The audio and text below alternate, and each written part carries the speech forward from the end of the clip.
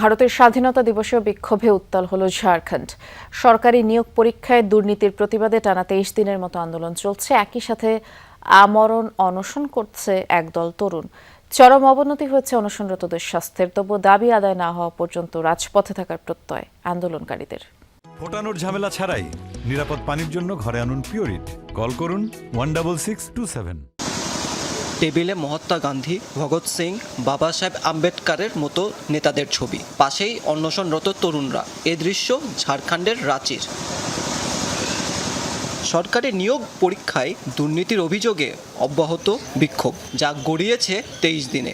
দাবি পূরণ তো নয়ই, এখনও প্রশাসনের তরফ থেকে কোনো আশ্বাসও পায়নি আন্দোলনকারীরা। টানা অনশনে স্বাস্থ্যের চরম অবনতি হয়েছে আন্দোলনকারীদের।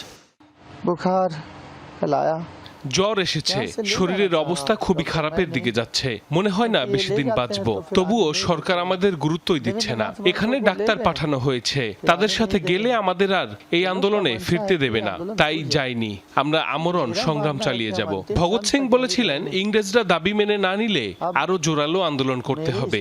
আর এই সরকার তো কালো ইংরেজ, তাদের সাথেও এমনই করতে হবে। সরকার শুনলে वरना मैं अपनी मिट्टी के लिए कुर्बानी दे दूंगा। ভারতের স্বাধীনতা দিবসে বিক্ষোভকারীদের অভিযোগ, আজও পরাধীন দেশের মানুষ, অন্যায় অনাচার চলছে নাগরিকের ওপর। আমাদের অন্যায়ভাবে মারা হয়েছে, অথচ আমরা ন্যায়ের পক্ষে আন্দোলন করছি। আজ স্বাধীনতার 80 বছর পরে একটাই প্রশ্ন, এটাই কি মহাত্মা গান্ধী আর আম্বেদকর স্বপ্নের দেশ?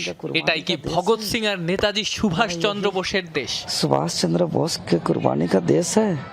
দাবি মানা না হলে আরও কঠোর হবে আন্দোলন, এমনটাই হুঁশিয়ারি দিয়েছে বিক্ষোভকারীরা।